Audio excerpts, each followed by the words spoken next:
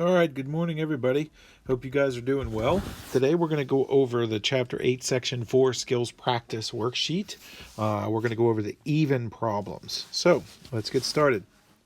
So all of these, they're just asking you to multiply them out. That's called special products. And the reason why these first few are considered special products is they are either the exact same thing multiplying itself, or they're conjugates, which is what they are in number 6, which I'll explain in a second. So let's get started.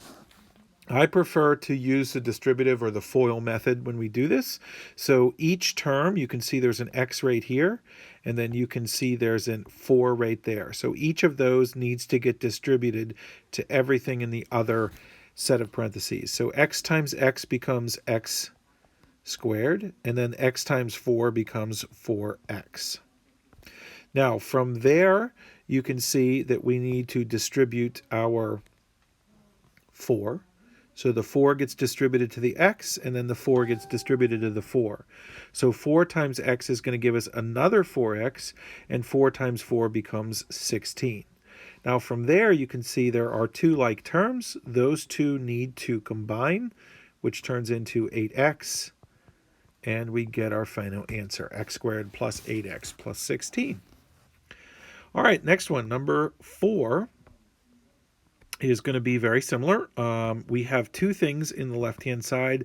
We have a t and we have a -3. Each of those needs to get distributed. So as you can see, I'm distributing the t. So t times t becomes t squared. T times -3 is -3t. Now we need to distribute the -3. -3 times 3 is -3t. And -3 times -3 is positive 9. From there, these two are like terms, so they get added together. And -3 plus -3 is -6t plus 9. All right, number 6. Same idea here. We have an a that's going to need to be distributed, and then we have a -5 that's going to need to be distributed. So the a is going to distribute like this. A times a becomes a squared. A times 5 is 5a. And now the -5 gets distributed. -5 times a is -5a. And -5 times +5 is -25. And now once again, these two center terms are like terms, so they get combined. 5a minus 5a is 0. So these cancel, and you're just left with a squared minus 25. Now, here's a little helpful hint. Anytime that you have conjugates, and what I mean by conjugates, if you look in the original expression, they both have an a and a 5 in it. The first one, though, says a minus 5, and the second one says a plus 5. When you have something like that, where just the sign is opposite, those two center terms will always cancel out as long as everything else is the same. So let's look at number 8, and you'll see what I mean. So this z is going to distribute to both things. So z times z is z squared. Z times -3 is -3z. And then we have 3 times z, which is positive 3z. And then 3 times -3, which is -9. Now, once again, we have two like terms right here in the center, and you can see one is -3z and one is positive 3z. These cancel, they become 0, and we're just left with z squared minus 9, and that's your final answer. Now, number 10 is tricky because you might think, oh, just distribute the square to both things. And that's not correct. That is a mistake that I see my Algebra 2 students, my Algebra 3 students, I see those upper level students make all the time. Remember, when you square something, this square right here means you need to take r minus 1 and you need to multiply it by r minus 1. So it's always a good idea to expand the expression out so you can see what you need to do, which is distribute this r to both things. So r times r becomes r squared. R times -1 is -r. And now the -1 gets distributed. -1 times r is -r. -1 times -1 is +1. These two terms right here are like terms. So you have r squared, and then you have -1 minus 1r, which is -2r, and then plus 1. And that's your final answer. All right, moving on to number 12. As you can see, they both have a 4m and a 3. The only thing different is the signs. This has a minus, this has a plus. When that happens, you will end up having the center terms cancel, as you'll see here in a second. So let's distribute the 4m. 4m times 4m becomes 16m squared. 4m times 3 becomes 12m.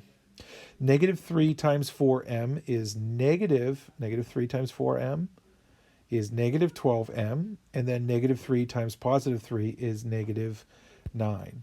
Now right here are like terms. Those two, 12m minus 12m, is 0. They cancel. And this is what we said would happen, because in our original expression, the only thing that was different was the signs. When they're conjugates, that's what that's called, you will get those two center terms to cancel and go away. Number 14. These are also conjugates, so you will see that that center term is going to cancel. Distributing the 3b, 3b times 3b is 9b squared. 3b times negative 7 is negative 21b. And now 7 times 3b is positive 21b. And 7 times negative 7 is negative 49. Now right here are like terms, and once again, these two are opposites. Negative 21b plus 21b, they cancel. And so we're left with 9b squared minus 49. And that's it. Number 16. These are also conjugates, so we are going to distribute the 5t times 5t becomes 25t squared. 5t times 2 becomes positive 10t.